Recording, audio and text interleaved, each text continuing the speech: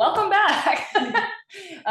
Everybody else doesn't get the joke. So we're doing this twice now. We did the first 5 minutes of this episode already, but I fucked up and the thing was not recording. So classic. I also started the last episode basically saying fuck you because everybody was giving me shit that the episodes are not coming out consecutively, but I'm here and I'm back. So I am delivering that promise as well as the promise of having a guest. I have Audrey Scott with me, fellow comedian out in the trenches. I met her over the last month and I just thought she was dope and I wanted to bring her on and learn more about her and let you guys learn more too. So I'm going to cycle back to some of the shit we were just talking about, but I kind of wanted to find out from her a little bit about her comedy journey just to start out and like how she got here. And you were saying you grew up or you moved here from Virginia at least, right? Yeah, I moved here from a small town in Virginia, in the mountains, Roanoke, Virginia. I started comedy at 20. I started comedy at 20. How old are you now? I'm 24. 24. Oh, really? Yeah. You seem older in like a good way. I mean, Thanks. Yeah. I'm 31. Damn. I know. I didn't know that. Yeah, I'm an old bitch, but it's fine. You look great. Thanks. For an old bitch. I do my best. Yeah, for an old bitch, you look great. I literally was talking to did Dylan Carlino about this last night. We were looking at pictures from when I did compete. I was just telling Audrey I used to do like fitness stuff, and like the thinner I was actually, my face was old. He's like, yeah, you looked old. He's like, well, like a hot Stepford wife, but like old. And I was like, weird. I mean, it's true though. Yeah, like the more like I think like fullness to your cheeks gives like a youthful appearance. Yeah. So when you get kind of like that severe like diet face, it does age you a little bit. Dude, I've never been that skinny. Like even I was really big. Fucking baby cheeks. Yeah. Like, I've been on the full spectrum of it. I was like really overweight in college and then I got into fitness and all the competing stuff and I was like really on the middle and now I'm kind of like in my vibey spot. So, yeah. But yeah, that was a random side tangent. But yeah, so you came from Virginia, you were doing comedy there. We, in our original 5 minutes discovered, we did have an overlap in Ohio at some point. But she was in Dayton. Yeah. As a kid though. Yeah, my dad was military, so we moved around all the time for Virginia. Yeah, you were in college and I was 7. Yeah. So. Well, in 2006, I was in high school. Yeah. Okay. Yeah. I would say like just starting high school. So you're 7 years older than me. Yeah. So I graduated in 2009. Okay. So yeah. Yeah. But I was Dayton is where I went to school. God, what did you think of Dayton? You know, it's Ohio. Yeah. People always ask me. It's very Ohio. Yeah, right? I moved from Nashville to Austin, but I was in Ohio, and people are always like, "Oh, what made you leave Ohio?" And my answer is always like, "Have you been there? Have you been to Dayton, Ohio?" Yeah. Which is where Dave Chappelle's chosen to live for his whole life. I don't know what that's about. I think it's because he has enough money to make Ohio whatever he wants it to be. Like on his land. That's fair. He is in Yellow Springs, Ohio. Did you ever go out there? Is it pretty? It's cool. It's like it's kind of the Austin of that area, if you could make it that. It's not nearly as it's still Ohio. It's very like hippie. There's like no local stuff out there. It's very like naturey. I like that. It's cool. Yeah, there's like some very like psychedelic shops and stuff like that. So I'm not shocked that he like lives there. Yeah. I'm just like, why Ohio? But I guess it must have been the price of land too. Like, yeah. I would imagine. Yeah. I don't know. I don't know enough about his backstory. If he like grew up there, maybe. He didn't. He grew up in Silver Springs, Maryland. So it was like kind of close to like where I grew up. Okay. Like, growing up. And so he chose Ohio. Yeah. Wild. Yeah, I used to see him. That's like I don't know if have I told this producer Caleb about my Dave Chappelle story? This is podcast exclusive. My like claim to fame is Dave Chappelle's bought me a shot. Yeah, he used to hang out at this bar called Fox and Hound in Dayton. I'm probably like outing him now. Please don't go stalk him if he still goes there. But he used to go. They had like Tuesday night $2 beer nights, which is hilarious to me that he used to always be there. So I'm like you need $2 beers. But when I was in college, that was like right next to my apartment. And we would go there for $2 drafts, obviously. Yeah. And he would frequent there, but this is actually way before I liked comedy, but I didn't really follow a lot of people. It's like my most embarrassing thing that I didn't know who he was. Like I knew of his name, but I couldn't have picked him out of the crowd. And so we were like there one night and all my guy friends were like, "Oh my God, Dave Chappelle's here, blah, blah." And I was like, "Oh, cool, whatever." But he really doesn't like when people come up and bother him. Yeah. And so people are doing that all the time. And our friends were kind of just like, "That's sick." And nobody said anything. And me and my girlfriends kind of were the ones that were there till we closed. And we were just hanging out. And the bartender comes over. It's like literally like 15 till close. Like they just did last call. And she comes over with this tray of lemon drops. And she was like, "Hey, these are from Dave." And we were like, "Dave?"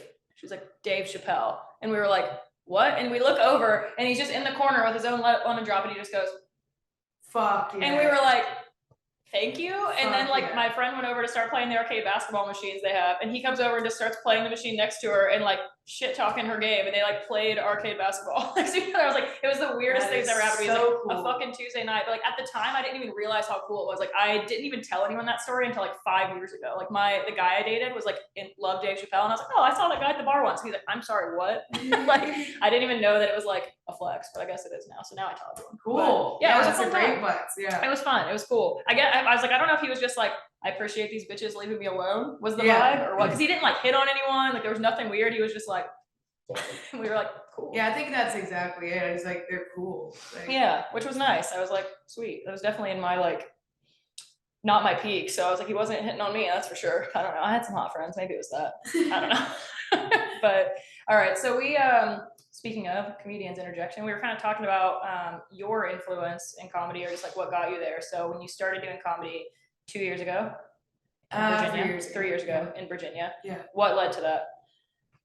My life was garbage, man. It was bad. It was, yeah, I dropped out of college twice. I lost my car. I lost my job. I was about to get evicted from my apartment. Like, all these things were happening at once. And it was just like, I was hanging out at a drug house. I had just gotten off probation.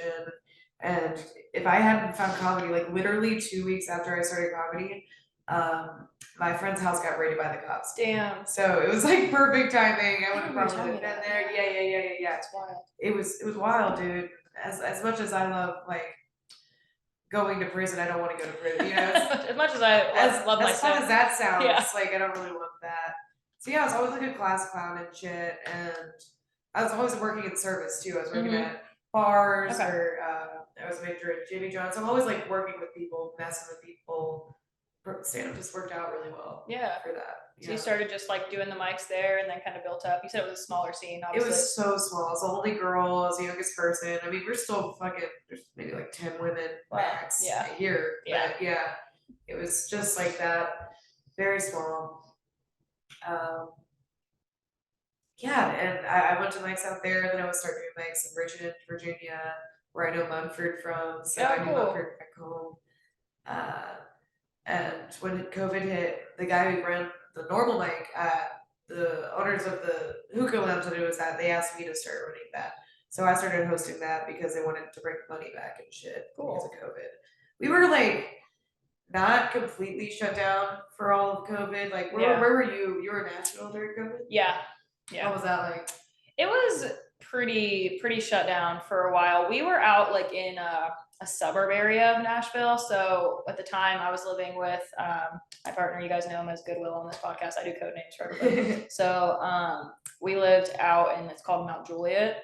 And so it was like 30 minutes outside Nashville, depending on traffic. And out there, things were a little more flexible, but like down in the city, it was like everything was shut down. So yeah, it was pretty nuts. But yeah, I was running like a mic at this Dungeons and Dragons store, like right next to the police station. Like, yeah, it was awesome. It was like pretty underground. Like I was selling alcohol legally at that place and stuff. But it was like weird COVID things because there were some people that wanted to come back out. Yeah. And so it was cool to kind of bring up, like, start comedy, have an entire global pandemic, and then like start bringing it back and then leaving. So it was a cool. It was good to put in that work before moving here, just to be able to do it on a smaller scale and then have that confidence. Like we're just starting comedy, and then for sure. Yeah, that's like the thing we just started talking about before I realized we were not recording is that I just got here, or not got here, but got into the scene here at like a crazy time. Totally. So we were just starting to talk about kind of what you've seen change over the last like, because you've been here 2 years. That's where I got the 2 years from. With like, do you feel, has it correlated just with Mothership opening? Has that been like the spur of it, or do you feel like it was building up over this last year before that? It's mainly Mothership. Like, I mean, shit, most of the people who came out here, who moved out here, I mean, I moved out here for Creek and Cave, but I knew Rogan was going to open up. Okay. So everyone, because they've been talking about this for a little while, right? For years. Yeah, it's been 2 years now.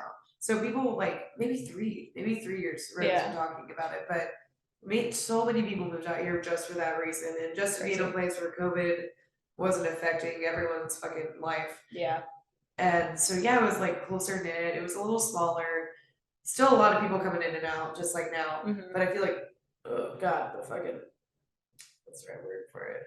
The magnitude of it is way bigger now than it was in the past. But yeah, so everyone used to party. Then a year went by and people started producing shows and hanging out at other clubs, working at other clubs. And now the big thing just happened. Now everything that everyone's been waiting for over the past 2-3 years is It's here. here. Yeah. Then you have Sunset. Then you have Roscoe's. Like, yeah, they're all opening up, which is crazy. And then we're gonna have a South Austin Comedy Club. Yep, I just saw that. May 3rd. Like everything. Yeah. So much shit going on.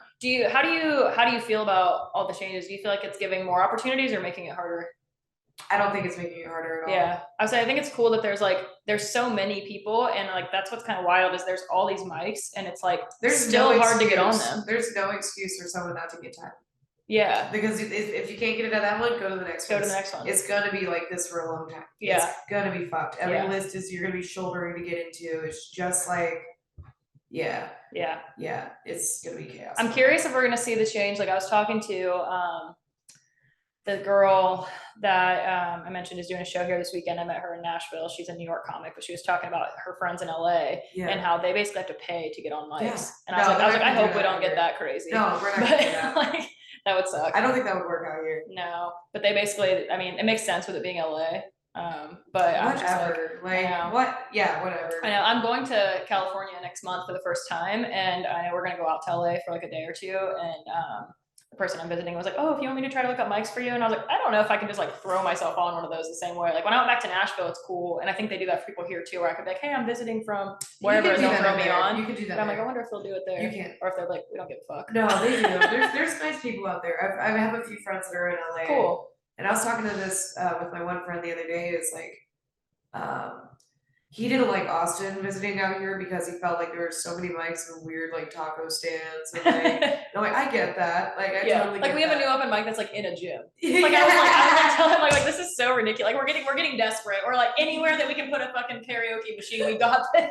Seriously. Anytime someone will go into a McDonald's in Austin and be like, do y'all have a stage? Like, you guys want an open mic here? I know, I was thinking about that. Like I was like, they keep on talking about like we need more mics, and I was like, maybe I should just start a fucking mic. And then I was like, the venue options are limitless with Austin. No one cares. Like I went to someone's full ass show the other day that was like in a store, the Aviator Nation. I was like, this is the most Austin shit I've ever seen. It's insane. There's Hans Kim used to host a mic at Zilker Park right next to four porta potties. Like it's just like great. Somebody told me they went to one the other night that was like on a bike path under an overpass. Yeah, I headlined that a few weeks ago. I was like, that seems so chaotic. Like it was. It's like people just like zipping past you, like children. Like. I had one person stop and record me for like the first 2 minutes. Yeah. Like that's more than anyone else has got today. So I'll fucking take it. You're like, put me on the internet, let's go. I was literally right next to a stale piece of dog shit on a rock. Like it was awesome. And then the last time I did that, Lex Friedman just popped up. Holy shit. He just ran by and was like, so listen for a little bit. That's cool. It was really cool. Yeah, that's crazy. No, I think it's neat. It's cool to see. Like I just feel like I said, I think this was pre us restarting, but there's a lot of these interesting parallels with when I was in the music industry. I wasn't trying to be a singer or anything. Nobody wants to hear that. But what did you do? I was doing independent artist like tour management. So I went on like a radio tour with an artist for like 6 months, and I basically helped him like book venues and like just went with him and managed a lot of stuff for him, like would film his content and do just kind of whatever he needed. I was kind of like, when they're independent, it's basically like you're their bitch kind of thing. And I was like, I made like no money, but it was fun. We stayed in like shitty Super 8s. But it was cool. We went to all these radio stations. We would play in these bars, like it was basically on all these weeknights, like playing these, he'd play all these long sets at these dive bars every night. And so it's like has a lot of these like similar feels. Yes, like you like grunginess. And like people from the outside are like, it's so glamorous, you're on tour. And I'm like, there was like definitely a cockroach in my like sink this morning. But like, you know, like like that's so crazy you say that, because I feel like with corporate events or when people are paying for like a customized video, this woman messaged me the other day. She wants 2 minutes of content for $200. Yeah. And I get paid $15 to drive like 3 hours to out do a to show. another city to do fucking 15 minutes. It's great. It's great. It's crazy. And it is interesting because there is like this, I think, idea of it that people don't like. A lot of my friends have asked about it and that are comedy fans that just they only see the product of people who've like made it and stuff, right? So they're like asking about these mics and stuff. They're like, that's so cool. And I'm like, I stood in an alleyway to do this for 3 minutes. Like a homeless man was washing his body off. the fucking dirt water was fun. Yeah. Oh my God, the other night, see, this is what I'm saying. This is the glamorous stuff you see. This is why I like these side tangents. Me and, have you met Austin Young yet? Yes. Yeah, he's so cool. I love him. We were shooting the shit the other night at Creek in the Cave, and I was getting ready to leave, and he was like, "Do you want me to walk you to your car?" And I was like, "Yes, I appreciate that. Yeah, Thank you. We love a man walking you to your car. That's so nice of them." A lot of the homies are great at that because I was like, I don't want to walk out here. No, it's dangerous.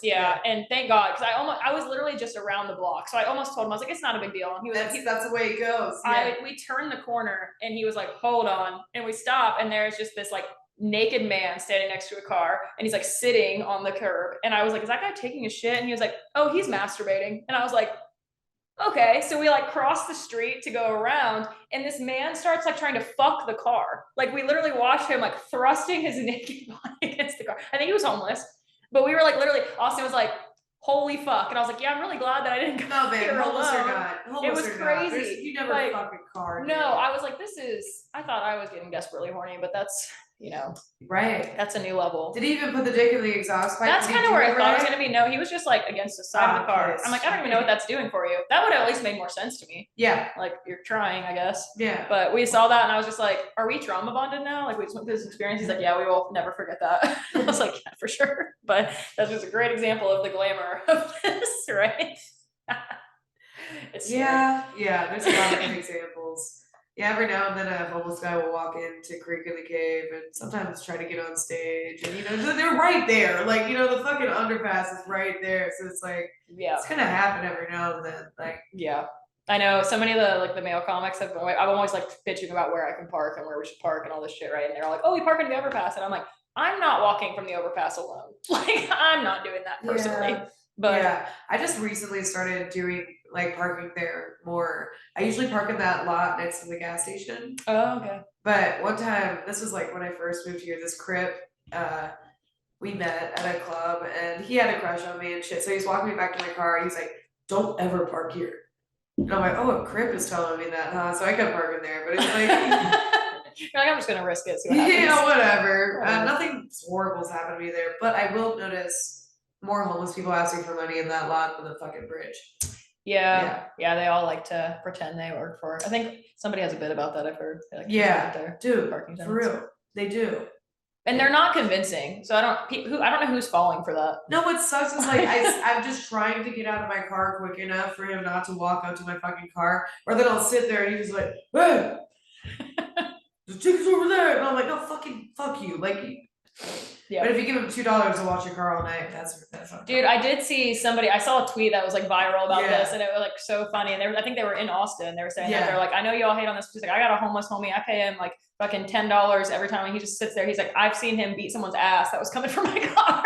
And I was like, honestly, that's a good deal. Oh yeah, wasn't the tweet like it was the only car left? Yeah, like all these other cars have been broken into, and hers was fine. He was just fucking sitting by it. I was like, that is it, right? That is a part of it. I used to work at a pizza place, so I'd get these pizzas, and I wouldn't want to eat them all, so I'd just put them in the parking lot, and they'd always be gone in like 5 minutes. Oh yeah, I'm sure.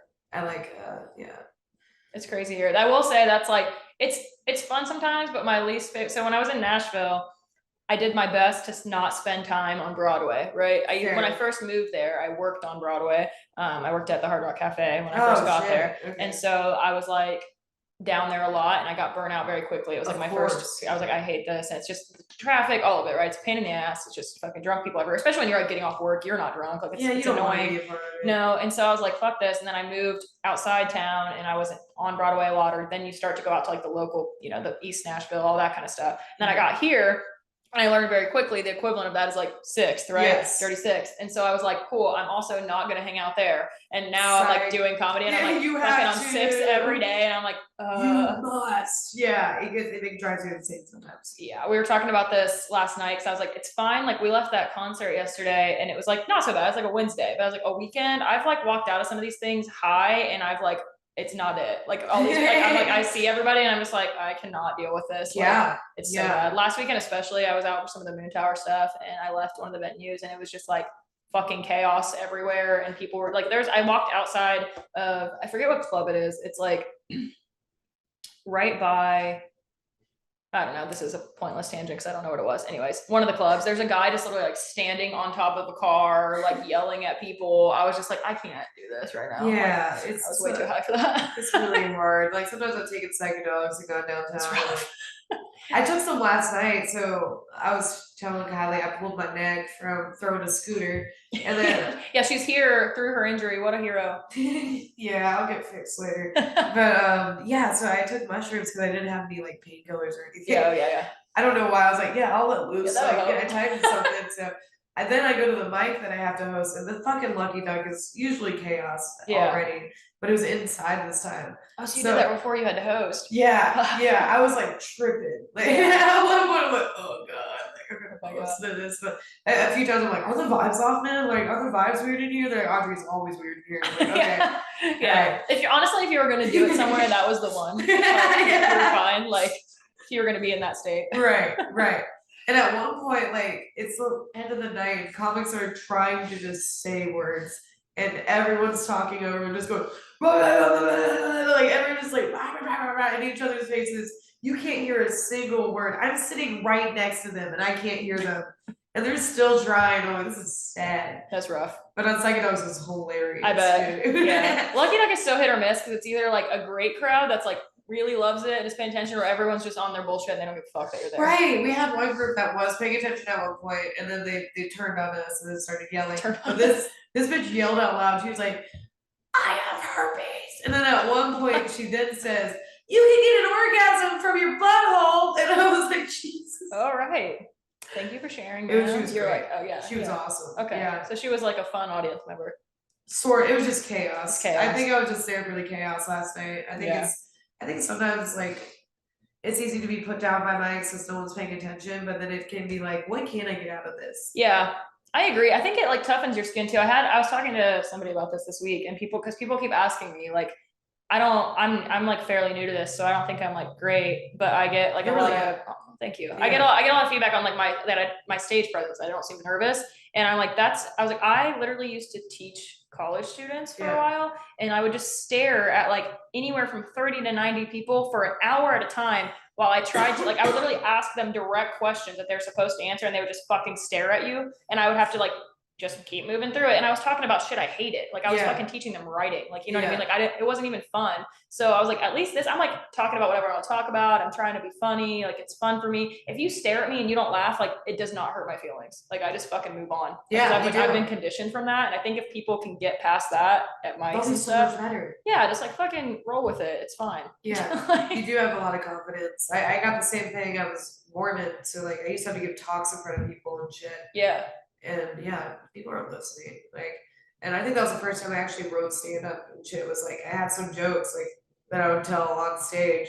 Cleanest shit I've ever said, for sure. Yeah. To this day, I don't have a clean set like that. I know. I just was talking to somebody about advice about that, and they were like, it's good if you can develop like a clean like 10 to 15 for like if you want some more options for booking. And I was like, yeah, I don't have that right now. It'll take time. Yeah. I don't either. I still don't. Yeah. But I think it's a good skill too. Yeah. Especially just for your rhetoric and shit. Just for writing. It's a good exercise for sure. Yeah. My parents would love that if I could figure that out. Oh, my parents would too. They would be so thrilled. Yeah, they would actually watch me. Yeah. I've like actively been like, please don't look up any of my stuff. My grandfather looked up my first Kill Tony set, and I talked about fisting a woman and making her squirt, and he fucking watched it. And I told him not I think to. I remember you telling me this. God damn, dude. And then I didn't talk to him for like a year, and then a year later I was like, okay, I know you watched that video. Right. He's like, I didn't tell Nana. I'm like, thank you. All right, just don't fucking ruin Nana's perception of me. Like, don't tell Nana. Holy shit. I do want to ask about, because you mentioned that so you used to be Mormon. Yeah. Let's dive down that rabbit hole. What was that? Right. Where? Just whatever. What journey was that like? Like, how did you transition out of that? When was this? Well, it was weird because like my mom was raised Mormon, but she was raised in Alabama, so she was like an Alabama Mormon. Okay. Never really heard of those. That's rare. Very rare. And then my dad joined the church when he met my mom, so he's not like a real Mormon. Okay, he's a fake. Yeah, thank God, because if I had like two real Mormon parents, I would have been like the wide-eyed, like I would have gone on a mission, I would have gotten married at 20, like. Okay. Yeah. So that's like my whole hometown, and they're not even Mormon. Yeah. It's just Catholic, small town. Dude, religion, man. Religion will do that. And it's not bad for everyone. Like, some of them are very happy. can't do it. I just like, I always thought they were lame. Growing up, I would just like bully people. Not like, well, hit them all, but I'd make grown people cry sometimes, just like being a savage. You're just practicing for your future career. Yeah, I was like, these fucking old school losers, like someone needs to roughen them up. They're just fucking, we had this Mormon corner at our high school where they would just sit on this corner of lockers. I'm like, you guys just, you're bait, you're prey. Like, you fucking stop being prey. Like, fucking stand up for yourselves. I would go to like church camp every year. It's a girls' church camp. You're not allowed to have your phone yet. You go into a cabin, share with these girls. And I wouldn't, they were trying to put me in my own cabin one year. And they're like, she's mean to everyone. And then the girls had to be like, no, she's just kidding. Like, telling the counselors and stuff. And I'm like, I am kidding, but I am aggressive. That's hysterical. Yeah, I used to go to church. We had seminary. And seminary was like church school, but it was at 6 a.m. before a normal school. Okay. So I went to like a public school, but then I would go to church at 6 a.m. for 4 years. Every day? Every fucking day. Wow. Yeah. That is crazy. Yeah, and then church on Sundays was 3 hours. Then I would be there for an extra hour for my mom's choir. And then I would do like youth groups throughout the week. And it was like an hour for that, like each time. Like that I was just part of so much shit. For church, it sounds quite hellish. It's a cult. You know, it's a cult. Yeah. It's giving hell. It's giving hell. Yeah, I don't want that for you. So what age did you stop that? So I stopped believing, like mentally, I stopped believing at like 14, 15. Yeah. I took DMT at 15 and that confirmed like. Really? At 15? Yeah. Holy fuck. And you were like, this shit is not it. Yeah, this shit, like, first of all, it's like, I just saw God right now. Yeah, that's just nothing what you guys are talking about. Like, I had a lot of friends pass away when I was younger and some shit go down. And after going to a lot of funerals, it was just like, Mormons believe in 3 tiers of heaven. Okay. And like, how do y'all have so much information and so much details on death? Yeah. Like, who told you this? Yeah, I'll give you that specific. They did DMT. That's. Yeah, fuck off. And then it was just more like, how am I being forced to believe in something that was like created during the Civil War? Like, literally, it's just too new, too specific, too ridiculous. And I was so tired. I was so mad. I was so mad I had to go every day. Yeah. I was pissed. Because, when my dad would take me all the way to work every day. And I didn't believe in it for a long time. I started like growing mushrooms at 16 and selling them. I gave them to some Mormons that were necessarily ready for that shit. Yeah. Everyone has their journey. That's crazy. Yeah. Producer Caleb, that girl we met at that rave, you know who I'm talking about, the rave couple. Oh yeah. She had was her background Mormon or was she Pentecostal? It was one of those things. Pentecostal. Yeah, that's also crazy. Yeah, she had like a similar like backstory, and now her vibe is very similar, like aesthetically and everything now. And I was like, I just feel like everybody's like, yeah, fuck all of that, and like pivots the other way. She's dope. We met this really cool couple at this rave. I think they were trying to make Caleb part of their sex. They were. They were. Well, they had a third already, and I think they were like trying to. God damn. But they were all hot and cool. I guess a lot. I don't know. Whatever. They're also rich as fuck, and they were so nice. They're like the nice people I ever met. The next time we saw them, they gave us like a bunch of mushroom chocolate. Like we ran into them at a random bar in Round Rock like weeks later, and they were like, "Oh my god!" And they like brought us to. Have you heard of Pershing, that place? Yeah. You know how it's like that private club part? They're like members there, and they like brought us there, and they were just like so nice. It was like great. Yeah, they were cool. Nice. They invite us to shows all the time, but that's dope. Yeah, she had. I was thinking of that, but okay. So did you stopped believing at 15? But when did you stop like going and everything? As soon as I graduated high school. Okay. As soon as I had any autonomy whatsoever. Yeah. Yeah. So did you do any of the like Mormon dating? Like, or were you in like any relationships with people during that time, or how does that work? Because like they get married young, right? Yeah, the first time I get had was a Mormon. Was a Mormon?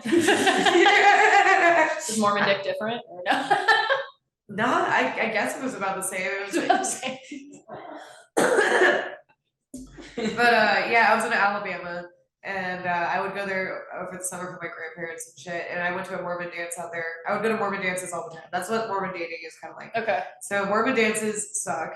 They're in a church, and they have it in the gymnasium, and they won't even play Outkast, dude. I would try to request Outkast. What are you dancing to? The Killers, Muse, Imagine Dragons. There's so much fucking Imagine Dragons. It's interesting. Sucks. Because they're Mormon. The lead singer's Mormon. Oh, really? The Killers are also kind of Mormon. I did not know that. Yeah, they're both. And Muse is Mormon too.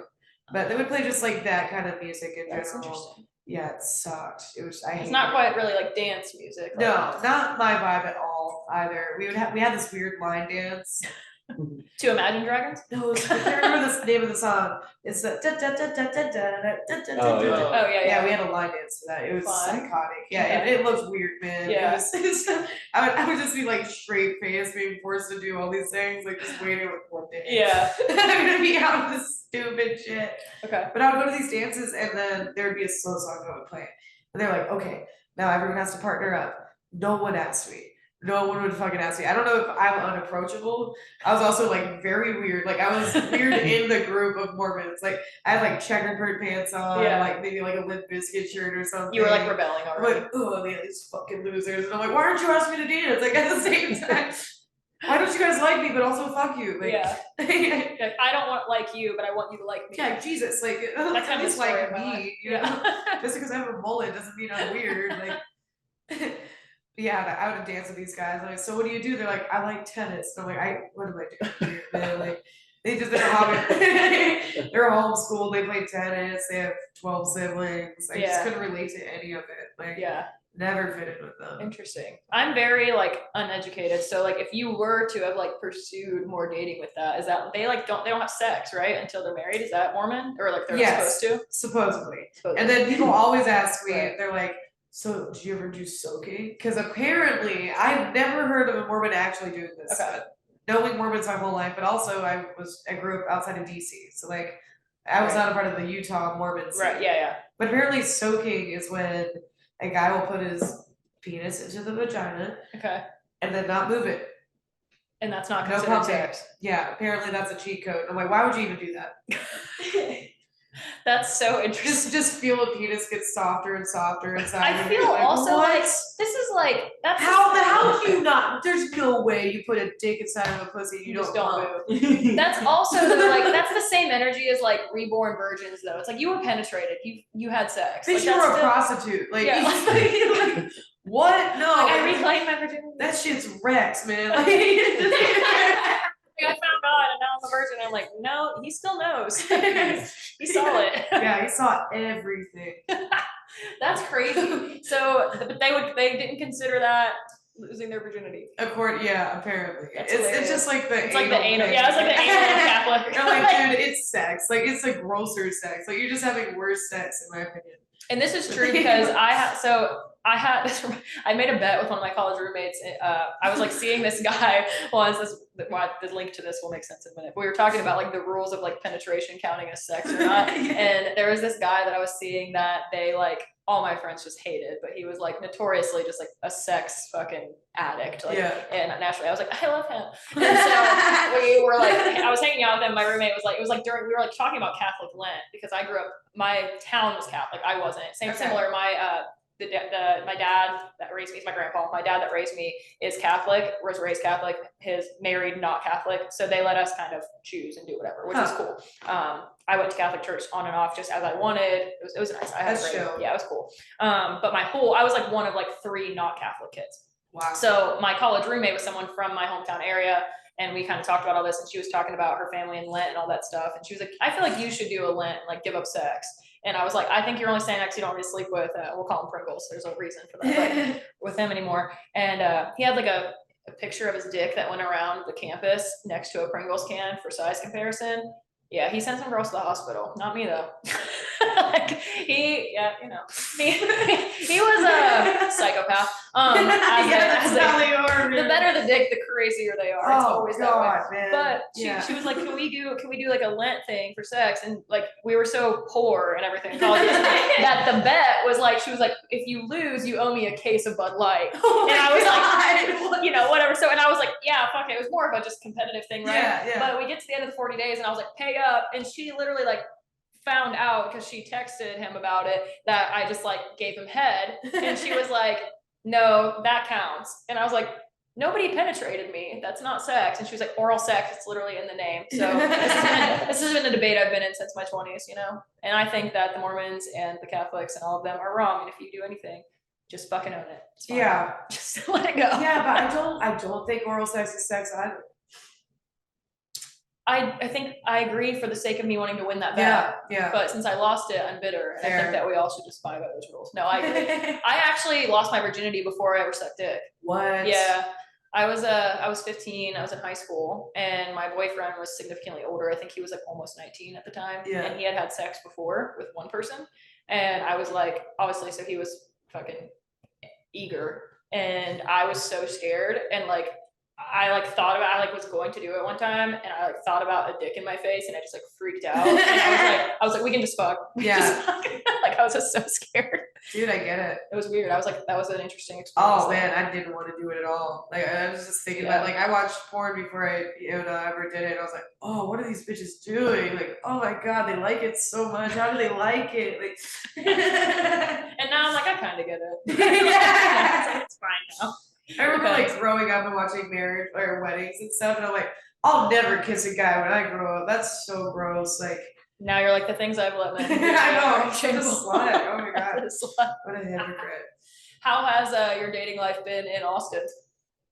It's been interesting. I've had some relationships, and I've also just gone out and been crazy too. So right now I'm chilling out. Just seeing someone, just cash, having fun. It's casual. It's fun. It's fine. Cool. Yeah. But when I first moved out here, I was on a tirade. When you move to a new city, you're a little bit of that, like, pretty sure Caleb's like, yep. There's a little bit of that, like, invincible feeling. I was doing this stuff. Did you also do this before you left? Because I was like, when I was leaving my city. I was still dating a guy. Okay. So I could have, but it would have been really nice. I had a worse hoe complex, like, leaving a city, because I was just like, I'm gonna get out of here. Like, who gives a fuck? Like, set it on fire, you know? But once I was here, I was kind of like, well, actually I moved here, and I was like, the podcast listeners know I was fucking in love with I was in love with a drug addict. That's we all do that every Nashville, now and then. but he's better now. He's better now. He's fine. Are you better now? Jesus, fuck it. I'm fine. Good.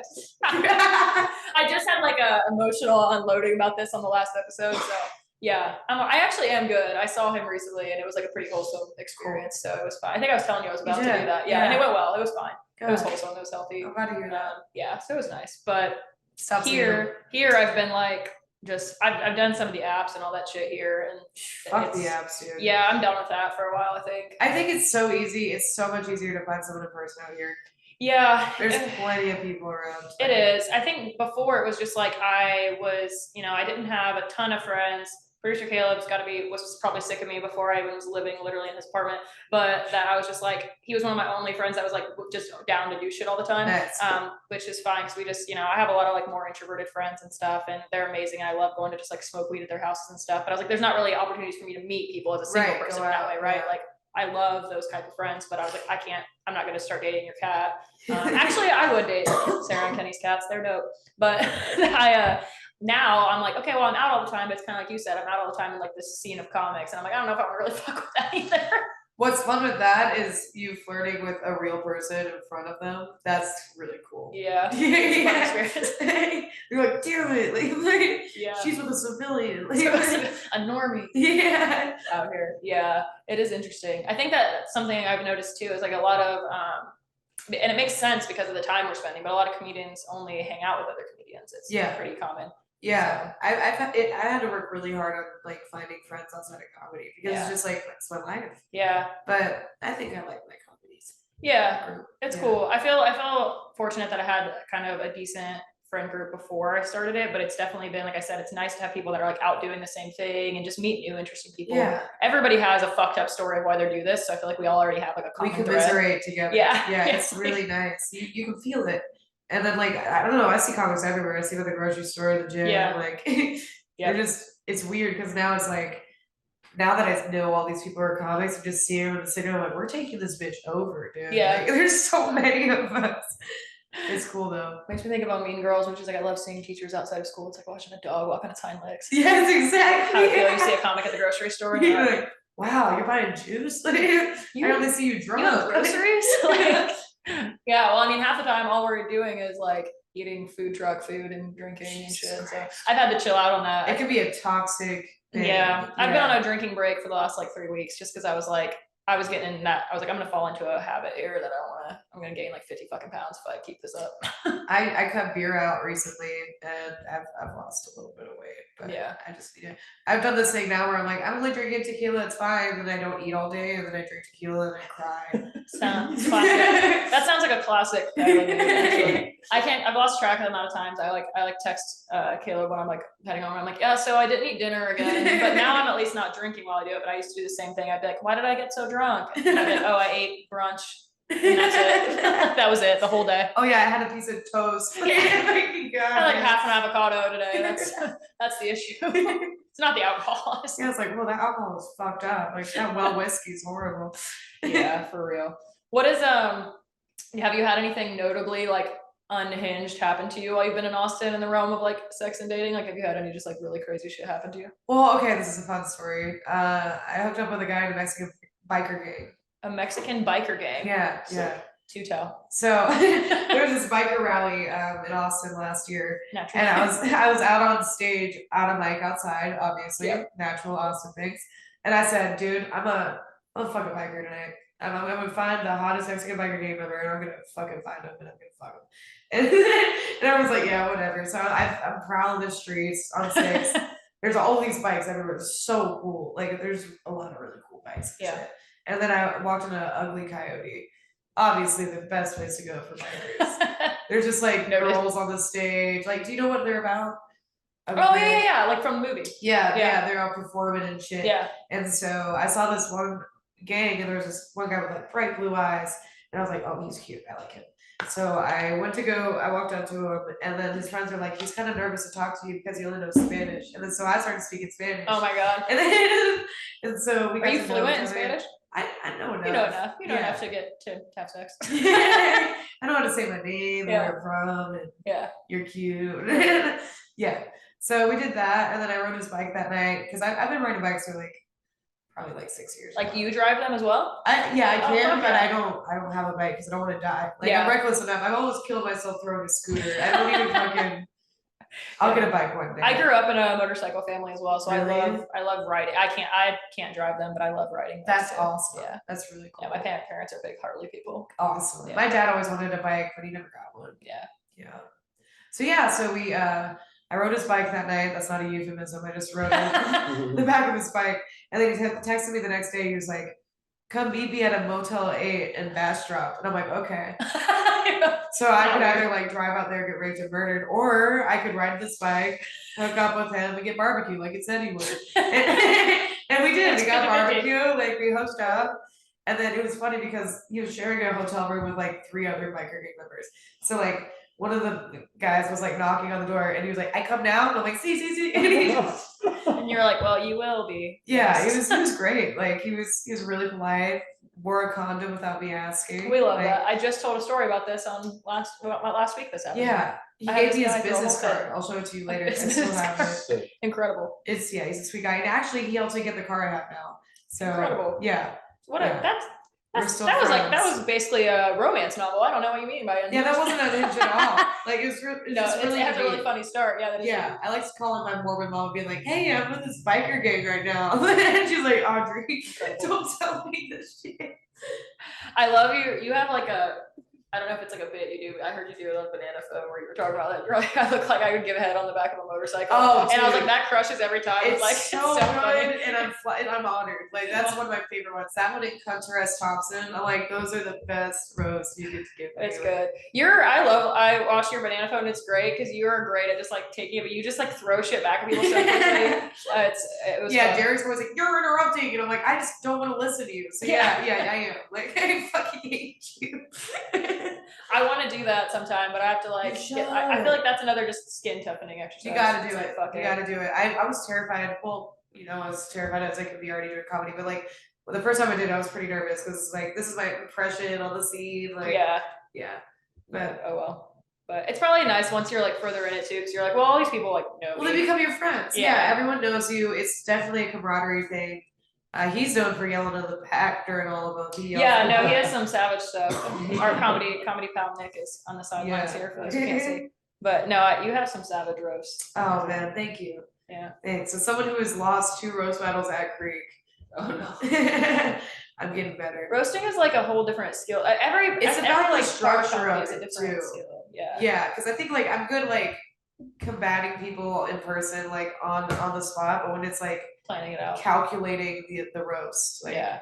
that's where it's like there's totally an algorithm to it, and if you Yeah. follow the fucking structure, it's gonna fucking work. Yeah. I think a lot of people as like fans, I was telling Kayla about this, don't realize that a lot of that is like pre-done. Oh. I think in the moment, it's like that's the key of it though, right? You have to do it so it looks like it's in the moment. So yeah, but you it's think, not. you think it's all If you're consuming it. correct. So Yeah.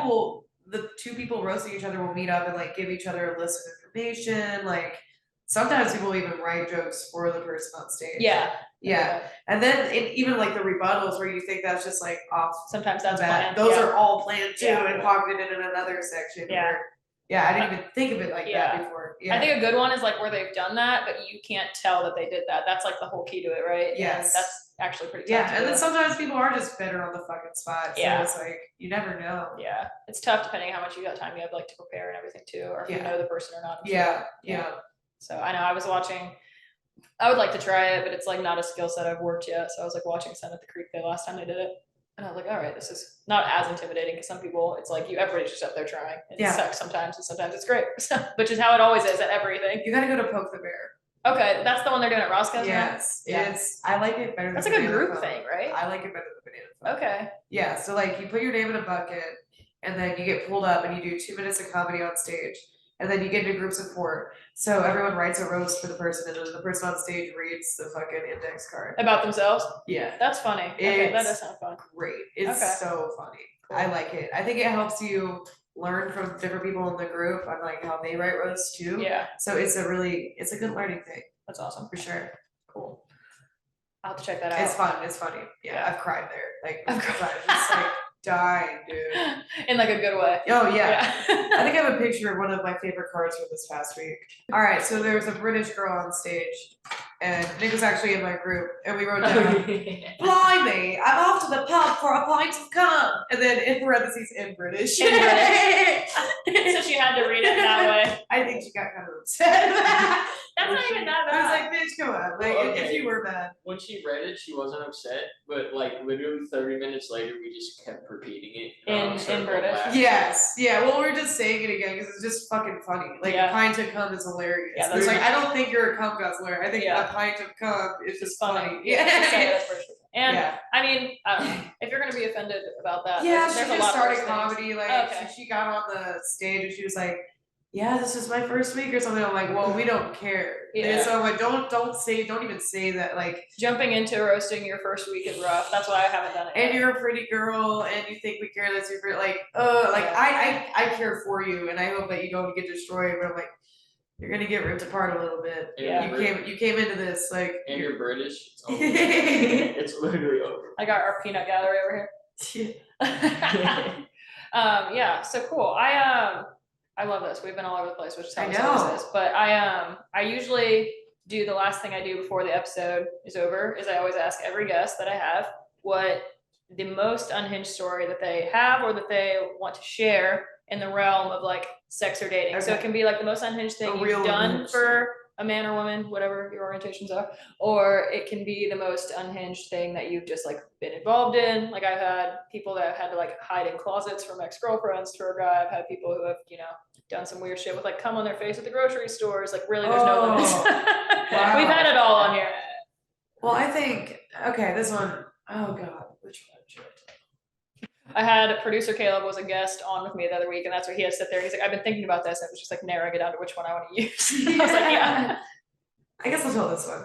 So this is the story I told when I started comedy. I was hooking up with this guy named Lucas, and he was an ex-Mormon. And so I love an ex-Mormon. He was in the Navy. Camaraderie. So, yes, I know. I was like, we suffered together.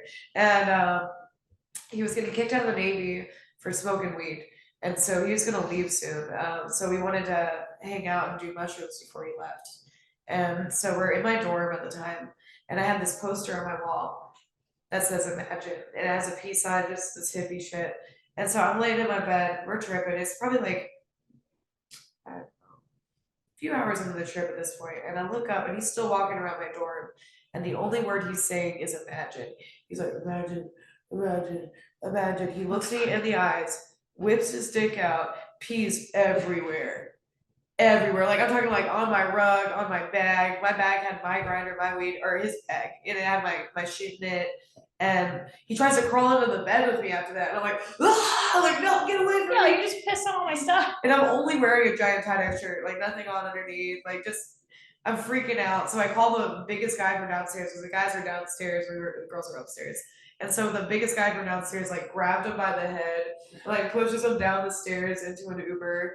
And then the Uber calls me and she's like, he just keeps saying imagine, I don't know what to do. He's kind of crazy. And I'm like, you can drop him off at the police station, the hospital. Any of those. I don't give a fuck. Just get him Right. out of here.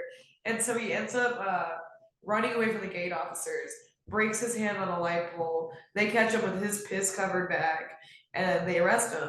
Oh my God. And then the Uber ended up costing $250 because he peed all over the Uber. Why does this guy have so much pee? I don't know. I should have known, okay? Because Yeah. they told me a story 2 days before where he's like, yeah, one time I just peed myself on mushrooms. Okay, so I was he had- on mushrooms this day? Yeah. Okay. So I should have fucking known. Yeah. He did warn me. He foreshadowed. Like there Right. was some There was some foreshadowing. more. That's fair. Yeah, Ellie, you take the ownership. It's fine. But hey, it still happened. Yeah. So then I met up with his roommate, like a few days later to get the money for the Uber.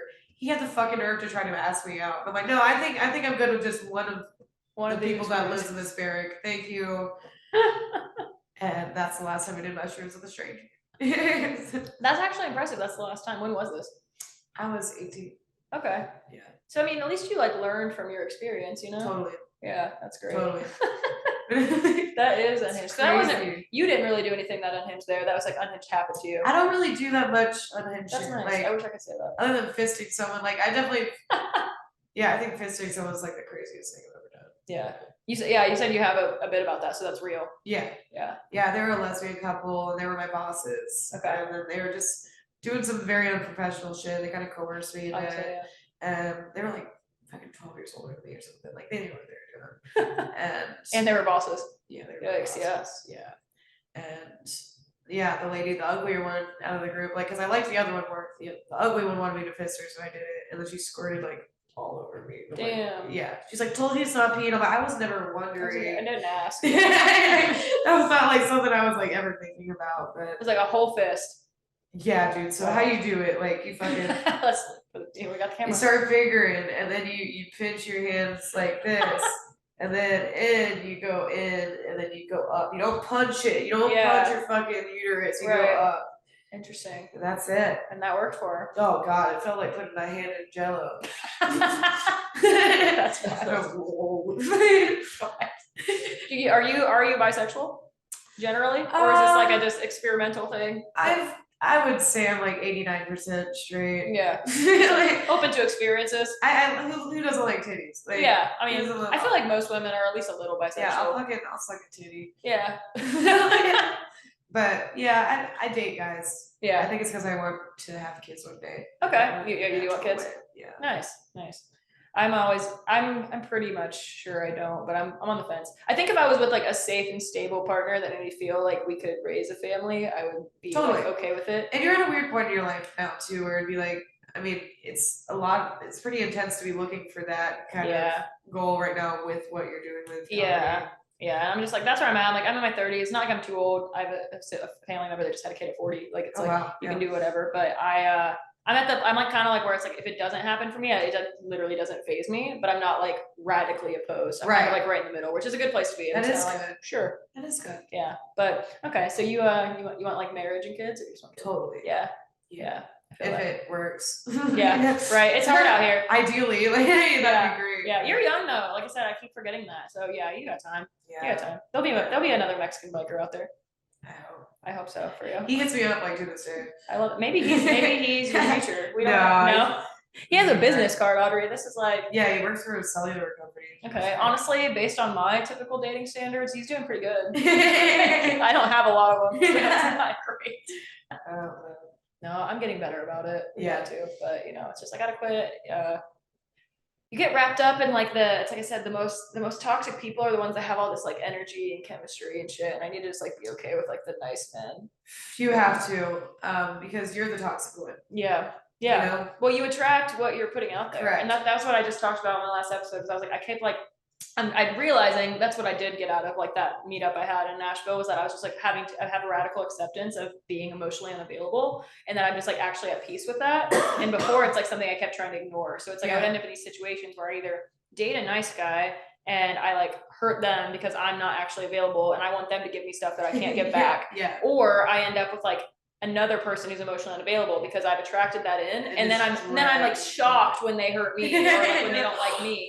When I'm like, I'm doing the same shit. Like I'm like, I want them to be like, I want a relationship with you, and I don't even actually want to date them. Yeah. But I'm like, I need you to want me. Yeah, it's crazy. Yeah, it's and crazy. I was just like, I'm not doing that shit anymore. No. So I'm at like a peace with that now, which is cool. I can tell, actually. Yeah. That's good. Thanks. I felt pretty, I was like doing a lot of just like, that's what I said. I was like, it was a good meeting for me because I was just like, all right, I can accept this now. All the dating I've been trying to do over the last 6 months has been like, I think radically just trying to like replace someone and be like, okay, yeah, I'm over it. If I date someone else. Yeah. And it's like, that just doesn't work. No, as someone who's like, I've always really dated. Like I've been like, I've always had a boyfriend. Really? And yeah, that's my toxic thing. Yeah. For sure. I've done a lot of single time. I was single from like when me and the second high school boyfriend I had broke up when I was like 17 or 18. I didn't have an official relationship again until I was 25. And so I was like had flings and situations. They weren't called situationships yet, but that's what it was. Yeah. I had sex and stuff like that, but nobody was like, I never even had one on a date. Actually, no one took me on a date. And it was pretty fucked. So like by the time I was like 20, I had a lot of like my own like self-worth, self-sabotage issues, like I said, growing up. And then when I met the guy I met, I've told all this to the podcast as like big stories, but like the guy I met was clinically a narcissist, diagnosed narcissist, and I didn't know at the time. And he just like love bombed the fuck out of me, basically. And but he was also the first person to take me on a date, so there was all this like other things where it was like I was very susceptible to it, and we ended up dating for almost 5 years, and we like lived together. So I went from like hardly any dating experience to being in a long-term relationship. Wow. And that we ended like a year before I moved here. And I like did some casual dating, then I started going on like dates and getting that experience, but I didn't start, I was like 30 by the time I was doing that. So I feel very young in my experience with dating. And so that's kind of where it's been like navigating this and starting to podcast about it has been like fun. Cause I was like, I have like an interesting perspective to it, coming into it, especially it's like, I have experienced relationships, but not really a lot of like the actual dating world. I've met most of those people in like, we were out settings. I never did online dating until this last year. Wow. So yeah, it's kind of crazy. But then, I got into a couple different just things since then, but yeah, it's always like, I look back at like some of the people I was attracting and who I was attracted to at certain points in my life. And it's all about you. It's all about, because you're the only thing you can really control. Yeah. Like to a certain extent. Like, yeah. And that's what I mean. You present as older in a positive way, because that's something that like I think a lot of people don't have that realization and that self-awareness until much later, unless they've really been through some shit, which is how we all ended up in comedy. So yeah, that's my thing. It's like I refuse to fucking make the same mistakes. I might make mistakes, right? Yeah. But when it comes to like the lack of self-worth, the lack of fucking respect for myself, I will never be that low again. Yeah. Well, it sounds like you went through a lot of shit like young, so that probably forced you to grow up a little faster too. Yeah, I can see that. That's where, like I said, I think there's like a camaraderie from most people that are in this, is like it's a coping mechanism for us, and it's like a healthy outlet. Dude, if I didn't have comedy, I'd be dead. Yeah, I feel that. It's cool. Yeah. It's been definitely I think that's been part of too, that's like peace that I found as I was talking about that, is I'm just like, now I'm like so busy doing this that if I want to let you into my life, you need to be worth it, because I don't got fucking time. Exactly. And that brings someone, if they get salty right away, get the fuck out of here. But if they admire that, they respect that, that it's so hot. Yeah. It's so hot. And if they're not intimidated by it, I was talking about this last week too, it's just like, it's actually with like, I mean, I have this podcast and I do, obviously a lot of my stand-up stuff is about my experiences. Of course you exaggerate and you have punchlines and shit like that. And like some people take shit too seriously, but like, it's intimidated a few people I've went on dates if I share that I do any of this, and they're like, oh, you're gonna be talking about me? And I'm like, well, not if you're not a fuckhead. Yeah, that's what I tell them. I'm like, don't fuck around. We'll see. We'll see. And if so, like, I mean, it's like, it's all anonymous. It's not like I'm up there like, Brian Jensen, I just made that name up. You know what I mean? I'm not like one time, this guy sneezed on his nachos. Yeah, it was disgusting. Right. I'm not gonna like fucking out your whole life. His penis. Yeah. I've gotten, that's what I was talking about this. I've gotten DMs from people that have just seen certain clips and they're like, oh, is this about so and so? I can't believe you're talking about this. And I'm like, nobody What in the the general fuck? public knows about this. Yeah, so chill they're out, fine. dude. Like Yeah. it's a fucking punchline. Get over it. Like, Yeah. But there are a lot of guys who are intimidated by that. It's an ego thing. And I think Totally. I actually have you met Mimi Meyer? I Yes, assume? I have. Yeah, we got coffee yesterday and we were talking about this and she was like, honestly, I think part of it, she was like, I think all men have this idea that they can like be like they could be podcasters and comedians. Like I think a lot of men just think that. Yeah. And she was like, so I feel like if they like she's like, there's a lot of them that are doing it, which is cool and because they can. She's like, but I feel like if you meet just like the average civilian guy and they hear you're doing that, they're kind of like, oh well, like I could do that. Yeah. Like, and they don't like really take you that seriously, or they're like jealous that you do this thing. Or intimidated by it, and I was like, that kind of makes sense. And you can all see it by the way they fucking treat you. Yeah.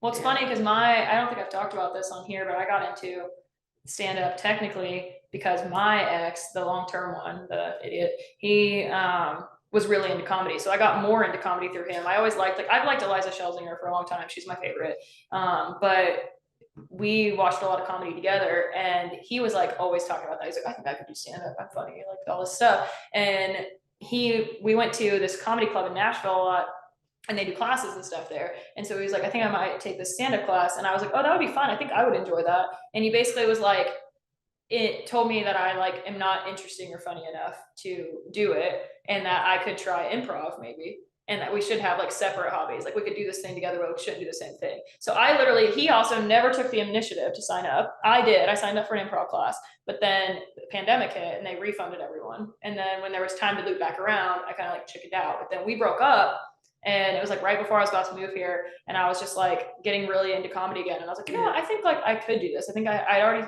wanted to do this podcast and I kind of wanted to try the stand-up class to help me with like making things more concise. Yeah. And so I was like, fuck it, I'm just gonna take this class. And so I did it and then I like loved it. I got good feedback and I was like, yeah, fuck you. I said my dream is like I want to have like one day I have like a special or something and I just put a billboard in Nashville and it's like I'm just gonna call it like not boring. Yeah. It's like put it right above his fucking house. Like I love that. But it's interesting because I brought that up just because it's like that was kind of how I felt about him, is he was just like, oh well, I think I'm hilarious, so I obviously could do this, and like never take any initiative, and then gets pissed if someone else is going. Yeah. So classic, man. It's not a male bashing podcast, but they be doing dumb shit. That's true.